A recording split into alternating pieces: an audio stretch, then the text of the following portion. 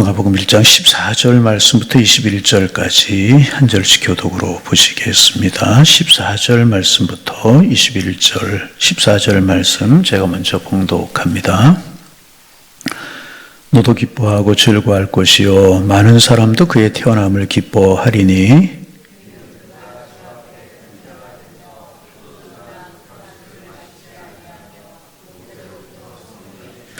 이스라엘 자손을 주 곧 그들의 하나님께로 많이 돌아오게 하겠습니다.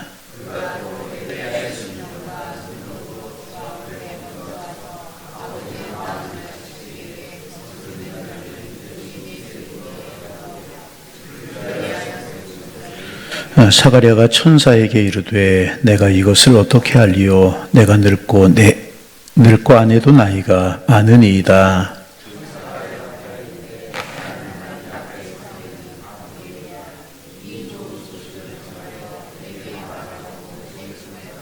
보라, 일이 되는 날까지 내가 말을 못하는 자가 되어 능히 말하지 못하리니 이는 내가 내 말을 믿지 아니함이오니와 때가 이르면 내 말이 이루어지리라 하더라.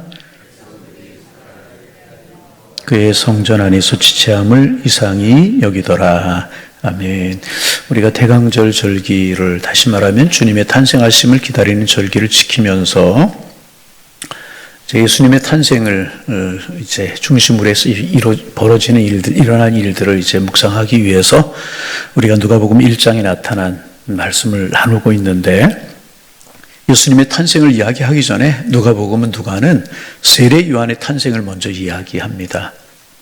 그래서 세례 요한의 탄생을 이야기하기 위해서 사가랴와 엘리사벳이 어떤 사람이었나, 다시 말하면 세례 요한의 아버지, 어머니가 어떤 사람이었는가 하는 것을 말하고 있고, 또 천사가 그 사가랴를 찾아와서 세례 요한의 탄생에 관해서 이야기하는 그런 내용들을 우리가 묵상하면서 은혜를 나누었습니다. 그래서 사가랴가 마녀를 따라서 성전에 들어가서 등불을 밝히고 기도를 하는 일을 하다가 어제 아침에 우리가 나누었죠. 천사가 찾아와서 천사가 하는 이야기를 두려워하지 말라. 하나님께서 너의 간구함을 들으셨다. 여러분, 반복합니다. 우리가 기도하면 하나님 우리의 기도를 들으시는 줄로 믿습니다. 내 안에 엘리사벳이 내게 아들을 낳아줄 것이다. 그 이름을 요한이라라. 이렇게 이야기합니다. 그리고 너도 즐거워하고 많은 사람도 그의 태함을 기뻐하리라. 이는 그가 주 앞에서 큰 자가 될 것이다. 그래서 실제로 예수님께서 세례 요한을 보시고 여인한 자 중에서 이보다 큰 자가 없다, 그렇게 칭찬을 하셨잖아요. 그래서 어제 아침에 우리가 나누어서 주 앞에 큰 자가 되는 것이 영적으로만 아니고 육적으로도 큰 자가 된다, 그런 이야기 나누었죠. 그런 이야기가 여기까지 나누었고, 이제 그 다음에 오늘 15절부터 계속되는 말씀인데 15절 말씀 읽어봅니다. 이는 그가 주 앞에서 큰 자가 되며 포도주나 독한 술을 마시지 아니하며 모태로부터 성령의 충만함을 받아. 이제 천사가 사가랴에게, 성전 안에서 지금 벌어지는 일입니다. 천사가 사가랴에게 하는 이야기, 그가 이제 주 앞에서 큰 자가 되고 포도주나 독한 술을 마시지 않으면 모태로부터 성령의 충만함을 받을 것이다. 이제 그렇게 이야기를 하고 있습니다. 민수기 6장 1절 이하에 보면 나실인의 규례에 관한 그런 말씀이 있습니다. 나실이라고 하는 말은 아마도 나사렛 사람이라고 하는 말에서 온 말이 아니었을까, 그렇게 학자들이 이제 추정을 하는데, 이 말은 하나님께 헌신된 사람, 하나님께 헌신된 사람을 말하는 그런 이야기인 것입니다. 그리고 아마 천주교의 수녀회 제도가 이 구약의 나실인 제도에서부터 왔을 것이다, 그렇게 학자들이 또 이야기를 하기도 해요. 그래서 이제 구별되어 살아가는 사람들을 이야기하는 것입니다. 하나님 앞에 헌신되고 하나님의 일을 위해 헌신된 그런 사람들을 나실인이라고 이제 이야기하고, 하나님 앞에 약속이 있는 사람들, 하나님 앞에 선이 있는 사람들을 나실이라고 이야기를 이제 합니다. 하나님 앞에 그 약속을 지키기 위해서 살아가는 사람들이 나실이라고 이야기를 하는데, 우리가 아는 이야기지만 다시 좀 이야기를 하면 나실인은 두 종류의 나실인이 있습니다. 하나는 평생 태어날 때부터 세상을 떠나는 그날까지 나실이로 구별된 사람으로 살아가는 사람이 있고, 한시적인 나실인이 있습니다. 어떤 소원이 있고 약속이 있을 때 그 기간 동안만 나실인으로 살아가는 그런 사람이 있는데, 평생 나실인으로 살아가는 사람들의 대표적인 예를 든다면 우리가 잘 아는 삼손 같은 사람, 삼손, 그 다음에 이제 사무엘도 우리가 이제 평생 나실인으로 보죠. 요즘에는 그 그림이 많이 없어졌는데, 예전에는 이발소에 가거나 또 이제 택시를 타고 그러면은 예쁘게 여자같이 생긴 머리를 긴 사람이 이렇게 빛이 비추는데 기도하고 있는 모습, 그런 모습 사진 보셨을 거예요. 그 사람이 사무엘입니다. 머리가 긴 것들 나시린을 상징한다고 이야기를 할 수 있어요. 그래서 태어나면부터 세상 끝날까지 하나님 앞에 드려지고 헌신된 사람, 그런 평생 나시린으로 살아가는 사람들이 있고, 또 한시적으로 어떤 소원이나 약속이 있을 때 이렇게 이제 구별되게 하나님의 약속을 살아가는 한시적인 나시린들이 이제 있었다고 그러는데, 특별히 이제 이스라엘 사람들은 30일 정도를 이렇게 정해놓고 그 기간 동안에 나는 구별된 나시린이다, 그렇게 살아가는 사람들이 많이 있었다고 그래요. 마치 우리가 이제 30일 기도를 한다, 21일 작정 기도를 한다, 40일 금식 기도를 한다, 이런 것처럼 그 기간 동안에 첫날 머리를 깎고 30일이 지나면 다시 머리를 깎고 하나님 앞에 소원을 이루고 기도하는 그런 규례들이 이스라엘 사람들이 많이 있었다고 이제 그래요. 그래서 그 기간 동안을 구별된 사람으로 하나님 앞에 내가 드리고 하나님의 약속을 위해 살겠다, 그런 것입니다. 그래서 그 사도행전 18장에 보면 사도 바울이 갱그레아에서 머리를 깎았다, 이제 그런 이야기가 나오는데, 여러분 성경에 기록할 일들이 많은데 누가가 사도행전을 기록하면서 왜 바울이 머리를 깎은 일까지 기록하고 있을까? 근데 거기에 보면 바울이 소원이 있으므로 머리를 깎았다, 이렇게 되어 있습니다. 이게 이제 한시적인 나시린의 규례라는 것입니다.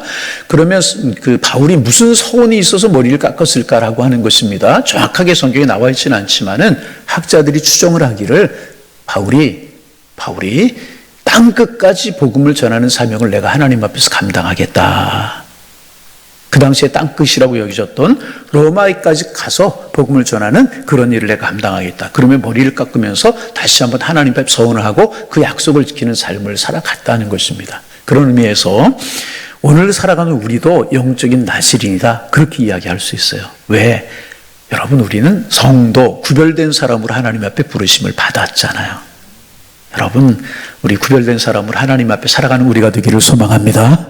구약의 나시린, 머리를 깎고 우리가 그렇게 나시린의 규례를 지키지 않지만, 이제 구약의 나시린들 포도주와 독주를 멀리하고 머리에 삭도를 대지 아니하고 시체를 가까이 하지 아니하고 구별된 삶을 살아갔던 것처럼 오늘도 내 하나님의 뜻을 위해 살겠습니다, 주님이 명하신 명령을 따라 살겠습니다, 이런 마음으로 구별된 삶을 살아갈 때 오늘의 나시린의 사명을 잘 감당하는 것이라고 이야기를 할 수 있습니다. 여러분, 주님 앞에 구별된 삶을 살아갈 수 있는 하나님의 사람들 되실 수 있기를 주님의 이름으로 축원합니다. 그런데 이제 그 다음에 나오는 이야기가 모태로부터 성령의 충만함을 받았다. 우리가 이제 언제부터 인격체냐, 그런 이야기 많이 하거든요. 모태에 있을 때 인격체냐, 태어나면서 인격체냐, 이런 의미로 볼 때 모태에 있을 때부터 하나의 인격체라고 이야기를 할 수 있죠. 세례 요한이가 성령으로 충만함을 받았다. 물론 주님이 성령의 충만함을 주셨다는 이야기도 되지만, 바꿔서 이야기하면 엘리사벳이 어려서부터 말씀으로, 신앙으로 태교를 잘했다. 여러분, 그런 이야기 있잖아요. 실험을 했다고 그러잖아요, 학자들이. 이제 잉태한 아이에게, 어머니에게 좋은 음악을 들려주고 좋은 환경을 주면 아이가 편안해하고 활발하게 자라는 그런 움직임이 보인다는 거예요. 그런데 불안한 환경, 좋지 않은 환경, 좋지 않아요. 여러분, 예전에 사탄의 음악이라고 하는 것도 있었어요. 그런 것도 들려주고 그러면 굉장히 모태에서부터 아이가 불안해하고 막 그런 게 보여진다고 그러잖아요. 그래서 우리가 이제 어린아이들을 모태부터 태교를 잘하고 말씀으로 키우고 기도로 키우고 그런 게 참 중요하다, 그런 이야기를 할 수가 있는데, 여하튼 세례 요한이는요, 성령의 충만, 모태로부터 성령의 충만함을 받았다, 그런 이야기 기록하고 있어요. 그래서 16절 또 읽어볼까요? 그의 사명이 무엇이냐? 그의 사명이 무엇이냐? 자, 16절 17절 읽어보겠습니다. 이스라엘 자손을 주곧 그들의 하나님께로 많이 돌아오게 오는 사명을 그 요한이가 감당할 것이다. 17절, 그가 또 엘리야의 심정과 능력으로 주 앞에서 먼저 와서 아버지의 마음을 자식에게 거스리는 자의 의인을 돌아오게 하고 주를 위하여 세운 백성을 준비하게 하리라. 말라기에 보면 엘리야가 먼저 올 것이라고 그랬어요. 그리고 메시아, 큰 날이 이르기 전에 엘리야가 올 것이라고 그랬어요. 큰 날이라고 하는 것은 메시아가 탄생하시는 것을 이야기하는데, 말라기에 그렇게 예언을 했거든요. 그런데 이제 마태복음에 보면 제자들이 예수님께 물어요. 엘리야가 오겠습니까? 엘리야가 왔다. 엘리야의 심정과 마음을 가진 사람이 왔다. 세례 요한이라고. 주님이 그렇게 말씀하시는 것을 볼 수가 있는데, 엘리야의 심정을 가지고 와서 주의 길을 예비할 사람이 있는데, 세례 요한이라는 그 세례 요한이 이제 오늘 이렇게 해서 태어나게 되는 것인데, 아버지의 마음을 자식에게 거스린 자를 의인의 슬기로운 자에 돌아오게 하고 주를 세운 백성을 준비하리라. 이렇게 이제 천사가 와서 나이 많고 늙어서 잉태하지 못한 엘리사벳에게 잉태할 것이라고 하는 이야기를 이제 사가랴에게, 지금 성전 안에서 이루어지고 있는, 바녀를 따라 성전에 들어가서 등불을 키우고 향불을 키우고 또 기도하고 있는 이런 사가랴에게 이제 말씀을 들려주는 거예요. 그러니 얼마나 사가랴가 놀랬겠습니까? 그래서 어떤 일이 벌어지느냐, 18절 말씀 읽어봅니다. 18절 읽습니다. 사가랴가 천사에게 이르되 내가 이것을 어떻게 할리요? 내가 늙고 아내도 나이가 많으니. 이게 믿어지지 않잖아요. 이때 나이가 상당히 한 50, 60 이상 지났을 것이라고 생각이 되는데, 이 천사가 이렇게 이야기를 하니까 이게 어떻게 금방 믿어지겠습니까? 그래서 믿지 못하는 거예요. 그러자 이제 19절 읽어봅니다. 천사가 대답하여 이르되 하나님 가브리엘아. 이 천사가 누구라고요? 가브리엘이다. 그러면서 그 다음에 이 좋은 소식을 전하여 내게 말하라고 보내심을 받았노라.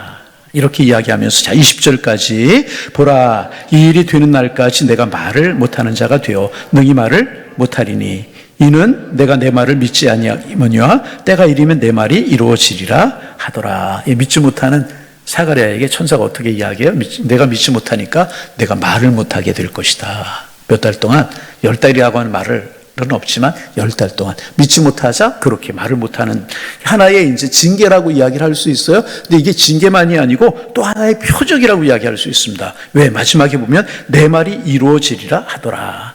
하나의 징계와 표적으로 말을 못하게 되는 이런 일이 벌어지게 되는데, 여러분, 우리 하나님의 말씀으로 믿는 우리가 되기를 소망합니다. 그런데 가만히 오늘 아침에 이 말씀 일찍 일어나지 말씀 묵상하며 생각해봐. 나에게 이런 일이 일어난다면, 천사가 나에게 갑자기 와서 나에게 생각지도 못했던 그런 일, 불가능한 것을 가능한 것처럼 말씀한다면 내가 금방 믿을 수 있을까? 여러분 어떠세요? 사가랴가 어떻게 생각하면 당연한 거예요. 나이 많았어요. 자녀를 생산할 수 있는 기능이 끊어지고, 아내도 그랬을 것이고 그랬을 거야. 그런데 기도했잖아요. 우리가 이제 어제 나눈 말씀이 기도했단 말이죠. 근데 천사가 와서 이런 말을 들려주면 금방 믿을 수 있었을까? 그런 생각을 해보았어요. 그러면 또 결론은 뭐냐? 그렇지, 하나님은 능력의 주님이시지, 우리가 못하는 것, 생각하지 못하는 것 하게 하시는 것이 하나님이시다. 이렇게 말씀하시면서 그 표징으로 또 징계이기도 하지만 표징이었어요. 때가 되면 이 일이 이루어질 것이다. 하나님이 그렇게 말씀하셨어요. 그래서 이제 성전에서 이런 일이 막 벌어지고 있는 거예요. 이런 일이 이제 막 벌어지고 있어요. 등불을 켜고 기도하고 제사장이 일을 하고 그러는데 천사가 갑자기 두려워하고 무서워하고 쭉 천사가 이야기하는 일이 나왔어요. 제사장이 들어가서 하는 일들은 시간이 오래 걸리는 일이 아니었다고 이제 그래요. 등불을 켜고 향불을 밝히고 기도하고. 그런데 21절에 보면 읽어봅니다. 그 안에서 천사를 만나서 이런 시간을 보내면서 안에서 사가랴가 하는 일이 길어지는 거예요. 그러자 밖에 있던 백성들이 어떻게 했는가? 21절 읽어봅니다. 백성들이 사가랴를 기다리며 그가 성전 안에서 지체함을 이상히 여기더라. 나올 시간이 됐는데 안 나오는 거예요. 그런데 그도 그럴 것이, 우리가 이제 구약의 율례를 좀 알아야 되는데, 지성소가 있고 성소가 있고 유대인의 뜰, 여인들의 뜰, 이방인의 뜰이 있다고 이제 말씀을 드렸잖아요. 백성들은 성전 안에 못 들어오는, 이런 성전 안에 못 들어오는 거예요. 제사장이 1년에 한 번씩 지성소에 들어가고, 이제 제사장들만 성전 안에 들어와서, 성소 안에 들어와서 이런 일들을 하는 거예요. 그런데 드물지만 가끔은 뭐냐 하면, 지성소 안에 들어가서 백성들의 죄의 문제를 가지고 들어가서 기도하다가 제사장들이 그 안에서 죽는 일이 있었고, 또 성소 안에서 제사장들이 일을 하다가 드물기는 하지만은 죽는 일이 있었다는 거예요. 여러분, 우리가 이제 민수기에 보면 그런 이야기 있죠. 나답과 아휘부. 민수기 10장 1절 이하에 보면 아론의 아들들이었던 나답과 아비후라고 하는 사람들이 있었어요. 성전에서 하나님께서 명하신 규례를 따라 제사장의 일을 감당해야 되는데, 나답과 아비후가 그렇지 못했어요. 시간이 없어서 우리가 읽지는 못하지만 10장 1절 이하에 보면 나답과 아비후가 여호와께서 명하신 불이 아니고 여호와께서 명하신 규례를 따라 제사를 집례하지 아니하고 다른 불을 가지고 들어가서 향불을 피우다가 하나님의 진노를 받아가지고 그 자리에서 죽는 그런 사건이 민수기 10장에 나오는 그런 사건이 있어요. 우리가 이제 나답과 아비후 이름 들어보셨죠? 여호와께서 명하시지 않는 일, 여호와께서 명하시지 않는 불을 가지고 성전에 들어가서 일을 하다가 그 자리에서 나답과 아비후가 죽었다는 거예요. 이처럼 드문 경우였지만 제사장들이 성소 안에 들어가서 일을 하다가 죽는 경우가 있었다는 거예요. 그러니까 뭐예요? 지금 사가랴가 들어가서 일을 하고 마칠 시간이 나온 거예요. 마치고 나올 시간이 됐는데 사가랴가 나오지 않으니까 백성들이 어떻게 해서 기다리면서 그 성전에서 지체함을 어떻게 했다고요? 이상히 여겼다. 이것은 뭐예요? 이게 무슨 일이었나?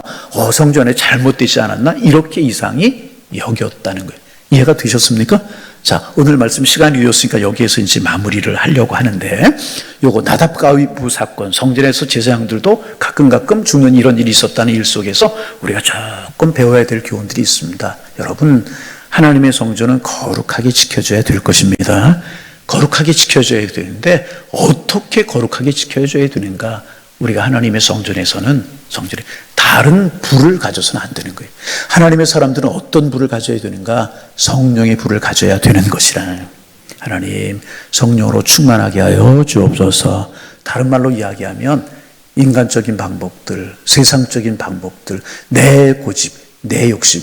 여러분, 나답과 아비후가 다른 불을 하나님 앞에 드렸다는 이야기가 무엇입니까? 다른 불로 향단에서 불을 붙였다는 이야기가 무엇입니까? 하나님이 명하신 규례, 하나님이 정하신 방법, 하나님이 하라고 하신 것이 아니라 세상적인 방법, 자기의 고집대로 했다는 이야기 아니겠습니까?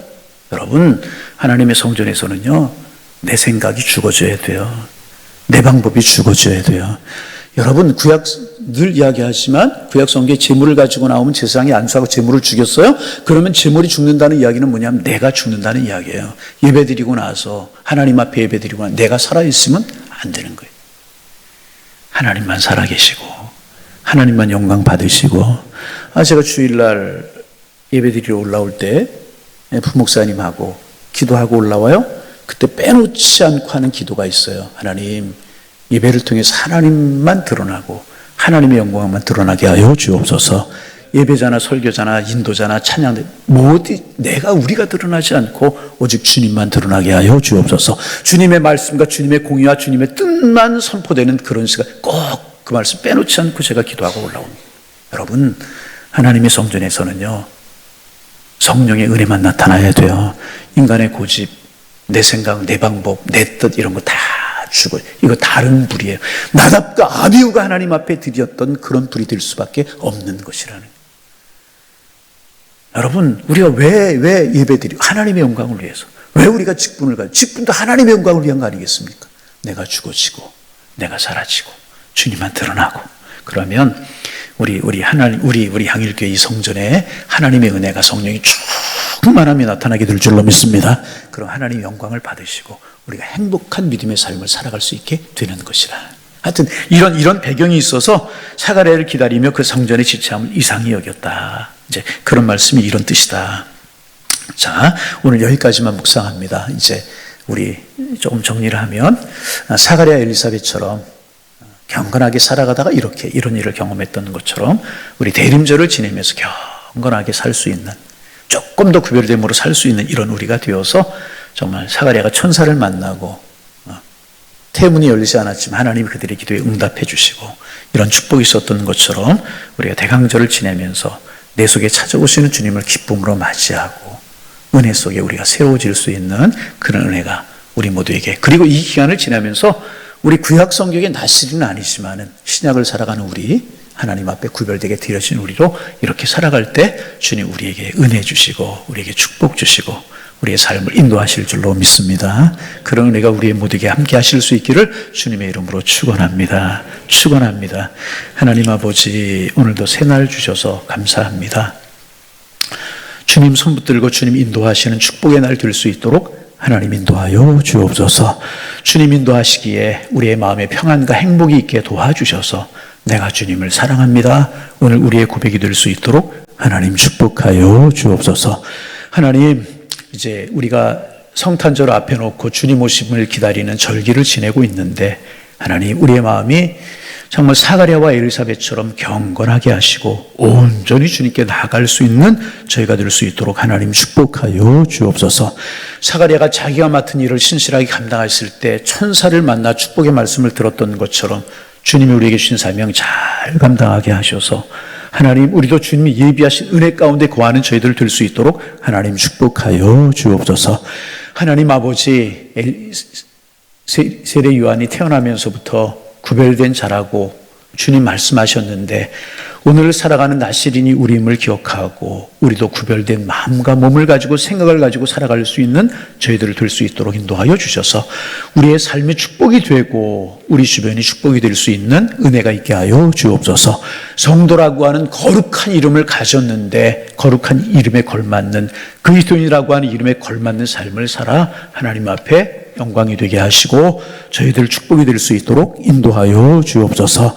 성탄절 앞에 놓고 또 연말연시를 우리 지내면서 우리들의 마음이 주께로 향하게 하시고 또 연말연시 이제 재직회 부서들, 남녀 선교회들, 교회학교, 찬양대, 하나님 총회도 하고 조직도 하게 될 텐데 은혜롭게 진행이 되게 하셔서 새해 더 하나님 앞에 기쁨이 되는 저희 교회, 저희들이 될 수 있도록 하나님 축복하여 주옵소서. 오늘도 기도 제목 가지고 나왔사오니 기도할 때 들으시고 하나님 응답하여 주옵소서. 예수님의 이름으로 기도하옵나이다. 아멘.